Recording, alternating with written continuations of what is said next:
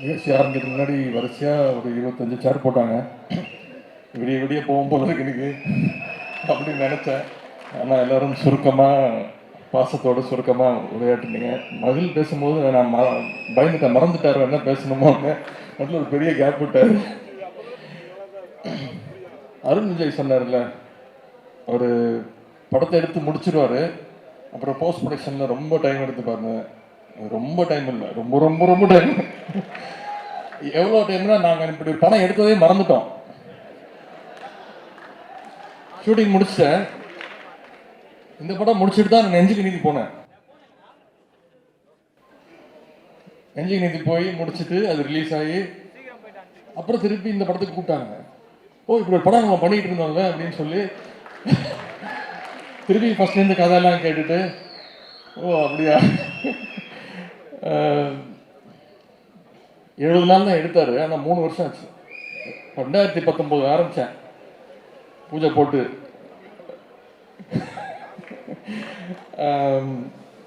செதுக்கி வச்சிருக்கிறாரு ஒரு ஷாட்டா. 3 டேக் தான், ஆனால் 30 ஆங்க.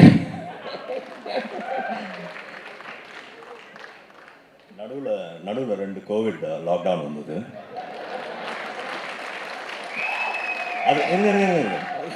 அதுக்கப்புறம் தேர்தல் பரப்புரைக்கு போனார். டேன் ஆகி வந்தார். எனக்கு ஒரு 10 நாள் வேணும்னு கேட்டார். கதாநாயகி தேடலுக்கு ஒரு 3 மாதம் ஆச்சு. எந்த கதாநாயகியை காட்டினாலும் வேணாம் வேணாம் வேணாம் வேணான்னாரு.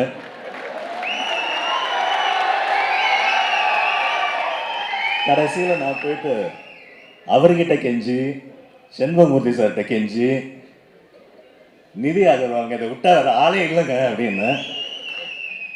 அப்படிதான் அந்த படப்பிடிப்பை துவங்கினோம். அதுக்கப்புறம் போஸ்ட் ப்ரொடக்ஷன் ஸ்டேஜில் வந்து எனக்கு 2 தடவை கொரோனா வந்தது. அது நான் செண்பகமூர்த்தி சார்கிட்ட சொல்லவும் இல்லை. அதுக்காக நான் ஒரு பிரேக் கேட்கவும் இல்லை. நன்றி அருண், தேங்க்யூ ஸோ மச்.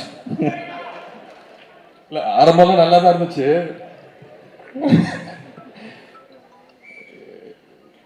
ஒரு சின்ன சீனை ஒரு ஃபுல் டே எடுப்பார். நம்ம கூட அது முடிஞ்சிச்சு போல இருக்கு, அடுத்த சீனுக்கு போயிடுவார் போல இருக்கு அப்படின்ட்டு அசன் இருக்கும். சீன் பேப்பர் கொடுப்பாருன்னா அதே சீன் பேப்பர் வரும். ஓ, இதை தான் நேற்று எடுத்தீங்க. அப்படிதான் எடுப்பார், ஸ்லோவாக தான் எடுப்பார். ஆனால் என்ன ஆயிடுச்சுன்னா, அதுக்கப்புறம் நான் இன்னொரு படத்துக்கு போனேன், மாமன்னன். இவர் 70 நாள் வச்சு செஞ்சார், அவர் 120 நாள். இப்போ இன்னும் முடிக்கல. இப்போ கேட்டிங்களா அப்டேட் வேணும்னு? மாமன்னன் ஷூட்டிங் முடியல இன்னும், அதான் அப்டேட். நான் இப்போ தான் முடிஞ்சிச்சுன்னு நினச்சிட்டு இருந்தேன். எப்போ பார்த்தாலும் ஒரு 2 நாள் வரீங்களா, அப்போ எடுத்துகிட்டு வந்துடுவோம். மாதம் 2 நாள் 3 நாள் அப்படி போய் எடுத்துக்கிட்டே இருக்கோம். அவ்வளோ பாசம் மாரி செல்வராஜ் சார் என் மேலே. அந்த படத்துக்கு போனதுக்கப்புறம்ப்பா மகிழே எவ்வளோ தேவைப்பா அப்படின்னு தோணுச்சு எனக்கு. நடுவில் அருண் தான் பயங்கர காம்பேக்டாக 40 நாளில் முடிச்சு விட்டார் நெஞ்சுக்கு நீதி. என்னோட பாவம், நான் படம் பார்த்துட்டு எனக்கு என்னன்னா இந்த கேரக்டர் பண்ணிட்டோம். நம்ம அந்த அர்ஜுன்ன்ற ஒரு கேரக்டர் ஆர்வம் பண்ணியிருக்காரு, அந்த கேரக்டர் நம்ம பண்ணியிருக்கலாம் போல இருக்கு. ஏன்னா ரொம்ப கம்மியாக தான் வரேன் படத்தில், டயலாகும் ரொம்ப கம்மி. பாவம் அவங்க நிதி அகர்வால் தான் திருப்பி தமிழில் நடிப்பாங்களான்னு எனக்கு தெரியல. போட்டு அந்த பொண்ணு ஹீரோயின் இருக்கா, நீங்கள் செலக்ட் பண்ணிட்டீங்க, நல்ல வேலை நான் செலக்ட் பண்ணியிருந்தேன். ஏன் ஃபைட் சீன்ஸ் எல்லாம் அவங்க தான் என்னோட அதிகமாக அடி வாங்கினது, குத்து வாங்கினது, உத வாங்கினது எல்லாமே. ஆல் தி பெஸ்ட் நிதி. கதை எனக்கு தெரியல, கதை எல்லா இயக்குநர்களுக்கும் நன்றி. பிரதீப் சீக்கிரம் முடிச்சிடறேன். பிரதீப், நான் பார்த்தேன் நீங்கள் 2 வாட்டி கொட்டாவி விட்டீங்க அவ பேசிட்டு இருக்கும்போது. இல்லை, அது வெற்றி. அது நேரத்தில் பிரதீப்புக்கும் அர்ச்சனாக்கும் நான் தேங்க் பண்ணணும். லவ் டுடேன்னு ஒரு சூப்பர் டூப்பர் ஹிட் படம் கொடுத்துருக்காங்க, ஒரு பெரிய வெற்றி. இந்த நேரத்தில் அதுக்கு நன்றி. நிறைய இயக்குநர்கள் வந்திருக்கீங்க. கேமராமேன் சார், நீங்கள் பேர் மாற்றினது எனக்கு தெரியாது, செந்தில் நினச்சிட்டு இருந்தவங்க பேர் இப்போ தான் தில்ராஜுன்னாங்க. ரொம்ப தில்ராஜ் சார், அவரோட சேர்ந்து படம் பண்ணோம்னா. கார்கி, பிரியன், வந்திருந்த Bobby, Vishnu, Lalit sir, Mysskin sir தான் நான் ஃபஸ்ட்டு என்ன இன்ட்ரடியூஸ் பண்ண வேண்டியது யுத்தம் சை, அப்போ நடக்கல. அப்புறம் நம்ம சைக்கோ நடந்துச்சு.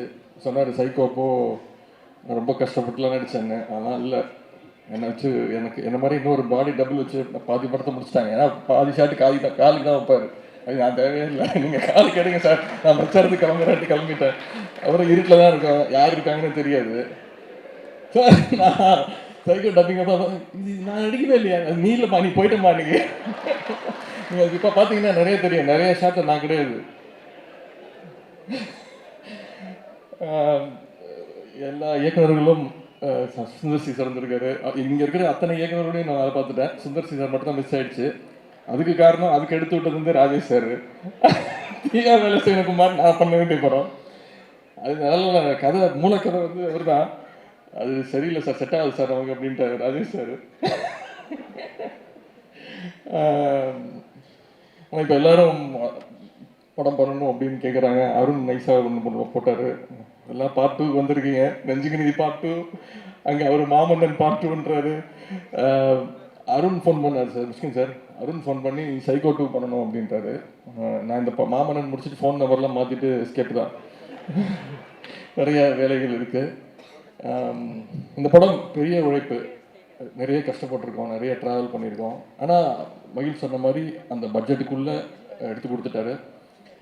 தேங்க்ஸ் மகிழ், உங்களுடைய படங்களுடைய மிகப்பெரிய ரசிகன் நான். தடம், அதுக்கு அருண் விஜய் எனக்கு தேங்க் பண்ணணும். அந்த படத்தை என்னை பண்ண விடாமல் பண்ணது இங்கே நிற்கிற அவர் தான், இந்த மூர்த்தி சார் தான். பண்ணக்கூடாது, கதை பிடிக்கல அப்படின்ட்டாரு. எனக்கு அவ்வளோ பிடிச்ச படம் அந்த தடம். அது நான் பண்ண முடியாமல் மிஸ் ஆகி அருண் பண்ணி அது பெரிய வெற்றி அடைஞ்சது. எனக்கு ரொம்ப சந்தோஷமாக இருந்துச்சு. உடனே மகள் கூப்பிட்டு, இனிமேல் நான் அவர் சொல்கிறத கேட்க மாட்டேன், நீங்கள் ஸ்டார்ட் பண்ணுங்கள் படத்தை. அவர் தப்பாக சொல்கிறேன். ஆனால் இங்கே வந்தவங்க எல்லோரும் பார்த்தீங்கன்னா சண்முகமூர்த்தி சாருக்கு ஒரு அட்டண்டன்ஸ் போட்டிருப்பாங்க. ஏன்னா அவர் தான் எல்லாருக்கும் சம்பளம் ஃபிக்ஸ் பண்ணுறது, பேமெண்ட் ரிலீஸ் பண்ணுறது இல்லை. இந்த படம் நவம்பர் 18 ரிலீஸ் அப்படின்னு முடிவு எடுத்ததுனால இப்போ முடிஞ்சுது. இல்லைன்னா இன்னும் செதுக்கிட்டே இருந்திருப்பாரு. நான் சொல்லேன் போதும், இது போதும், இது இருக்கிறதே போதும் அப்படின்னு. ஓரளவுக்கு நல்லா பண்ணியிருக்கோம். மகிழோட படங்களில் எப்பவுமே உங்களுக்கு தெரியும், ஒரு பரபரப்பு இருக்கும். திரைக்கதையில் எல்லா கதாபாத்திரங்களுக்கும் முக்கியத்துவம் இருக்கும். கலையோட கேரக்டர், நிதி, எல்லாரோட கேரக்டர்ஸும் நல்லா பண்ணியிருக்காங்க, நல்லா பண்ணியிருக்கோம். நவம்பர் 18 படம் ரிலீஸ் ஆகுது. நெஞ்சுக்கு நீதி மாதிரி இந்த படமும் ஒரு மிகப்பெரிய வெற்றி பெறும்னு நான் அந்த நம்பிக்கை எனக்கு இருக்குது. அதுக்கப்புறம் என்னமோ தமிழ் சினிமாவே நான் தான் தாங்கி பிடிச்சிட்டு இருக்கிற மாதிரி, நடிக்கிறது நிப்பாட்டாதீங்க. நான் நடிக்கவே ஆரம்பிக்கல. மாரி சாரை கேளுங்க, தெரியும். மாமன்னன் ஷூட்டிங் ஸ்டார்ட் ஆகிடுச்சு. ஒரு 8 நாள் ஷூட் முடிஞ்சிருச்சு. நான் போய் மாரி சார்கிட்ட கேட்டேன், என்ன சார் எதுவுமே சொல்ல மாட்டேங்கிறீங்க, நீங்கள் நினைக்கிற மாதிரி நான் ஏதாவது பண்ணுறேன்னா, நடிக்கிறேன்னா? அவர் எனக்கு தெரில சார், நான் ஒரு 10 நாள் கழிச்சு சொல்கிறேன் அப்படின்றார். அவர் ஒரு மாரி செல்வராஜ் சார் மாமன்னன் படம், அதுக்கு நடுவில் இன்னொரு படம் பண்ணேன், கண்ணை நம்பாதே ஒரு படம். அதுவும் ஒரு 3 வருஷமாக போயிட்டுருக்கு. இப்படி தொடர்ச்சியாக படங்கள் இருக்குது.